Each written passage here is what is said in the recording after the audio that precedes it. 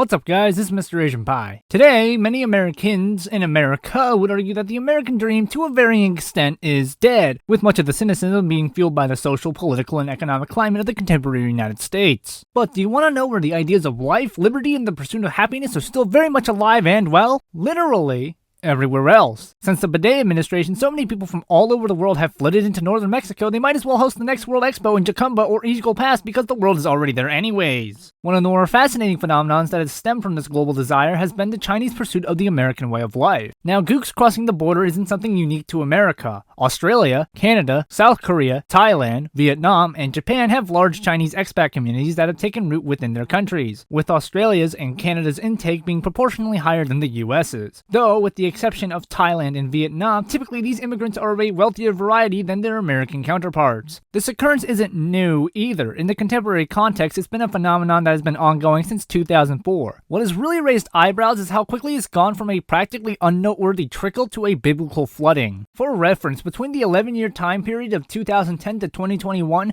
376 migrants were arrested at the southern border. In the month of September of 2023 alone, there's been over 4,000 detained. And for just the first 9 months of 2023, there have been over 22,000 arrests at the southern border. And they're here to stay because illegal Chinese immigrants have an extremely high chance of gaining asylum, with around 50% of Chinese migrants successfully obtaining asylum status, as compared to Venezuelans at only 29% or Colombians at only 19%. The Chinese also have a low deportation rate of around only 30%, and even if ICE or the DOJ were to send them back to China, China would just send them right back to America because they're no longer citizens of China and thus not the CCP's problem. So why are so many Chinese nationals flooding the American border? The answer lies somewhere between TikTok, COVID, and macroeconomics. Isn't that the most early 2020s jumble of words? TikTok, like all things which are related to modern China, is cut into twain with the international version and the domestic version. TikTok in China, which is called Douyin, more closely resembles LeapPad than a platform full of videos of the theft of public property. But there is also a niche of videos on Douyin which instruct viewers on how to illegally cross into the United States, instead of more normal things like how to make meth from Legos. These videos have it all. Which countries to fly to, which border smugglers to talk to, which paths to take, and what to tell American border agents to gain asylum. According to Singaporean news site Zhaobao, searching up terms such as Mexico and walking the line on Douyin brought up hundreds of short videos of Chinese migrants crossing the US border.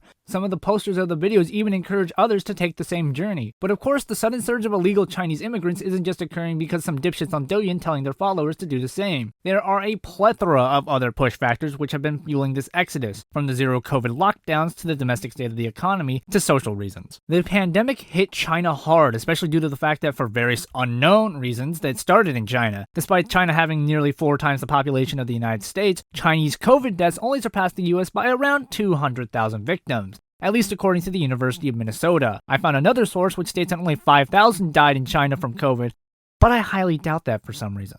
I digress though. The reason why China had such a low fatality rate as compared to the US and other Western nations was because of the strict zero COVID lockdowns. And while yes, the lockdowns did prevent COVID from spreading among the population, they came at the cost of people's livelihoods, both figuratively and literally. Due to the pandemic, there were now 2 types of citizens in China, normal and possibly contaminated. Zero COVID means zero COVID, and it was up to the provincial governments to assure that they had a low enough infection rate to satisfy Beijing. Of course, that number was 0. Or near 0, and it did not matter how the number was lowered as long as it was lowered. Some practices were relatively innocent, such as lying about cause of death or just not reporting the death in the first place. Others were a little more extreme. According to CBS, in Guangzhou, authorities relocated possibly infected citizens to quarantine hotels, welding their homes shut while they were away to prevent theft and possibly more infection, until police were caught breaking into possibly infected people's homes looking for quote, contacts, so that those people can be sent to quarantine hotels. At least it wasn't as bad as Wuhan, the epicenter of the virus, where police were caught welding homes shut with the inhabitants inside. And you weren't just getting trapped in your home either. In late 2022, workers in Zhengzhou were prevented from going home due to reports of COVID being spread at the workplace. When workers tried to leave, they were confronted by police, leading to riots and the arrest of several workers. This also led to a viral video of a small group of employees hopping a fence in an attempt to escape the factory undetected. Adding on to all of this is China's lack of adequate social services, which has led to several preventable deaths due to starvation and a lack of proper health care. According to Radio Free Asia, in the province of Xinjiang alone, it has been confirmed that at least 22 people died due to issues related to zero-COVID lockdowns. Probably the most famous of these zero-COVID cases is the death of 3-year-old To Win-son in late November of 2022. Due to the improper circulation of the air at the home, the child was suffering from carbon monoxide poisoning, and due to zero-COVID, his father was prevented from taking To to the hospital for several days. So he tried to get emergency services to his house. Emergency services told To's father that they couldn't go to his house because it was in a high-risk area. According to the New York Times, when the father reached out to officials in his neighborhood for help, they told him to look up how to save his son on the internet.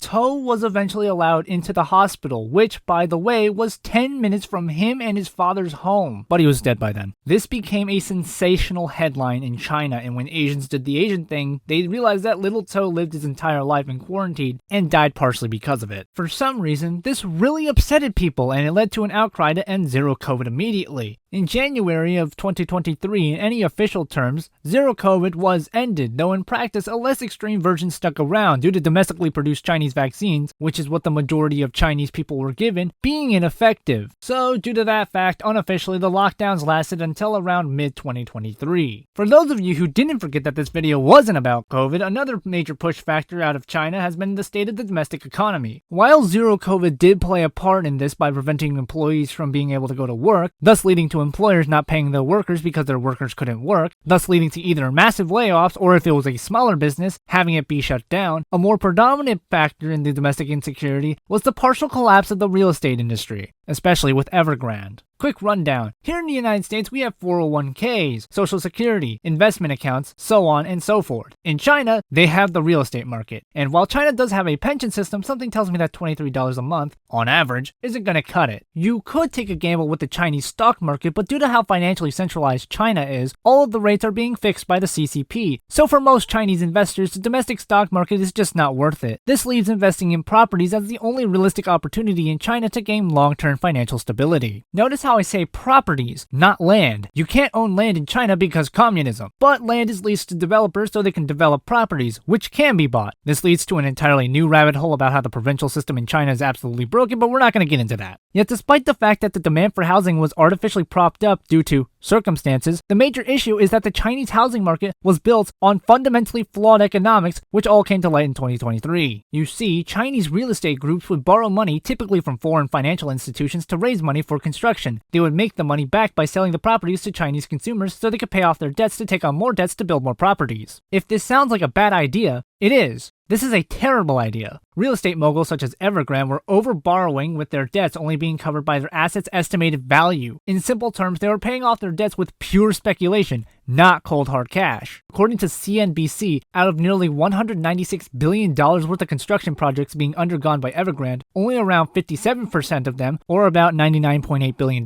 were sold to pay for financial debts, with only 19.3% of those properties actually being fully completed. All of this would come crashing down with the implementation of the 3 red lines policy introduced to combat and minimize Chinese debts with foreign financial institutions. Due to Evergrande crossing all 3 red lines, they weren't able to take any more debt to finish any of their construction projects, even the ones which were already sold. For the lucky few, the 19.3%, they had their properties fully completed before the cat was out of the bag. Though for the majority, 80.7%, they just put all their money into an investment which no longer exists. To say the financial situation in China is bad is an understatement.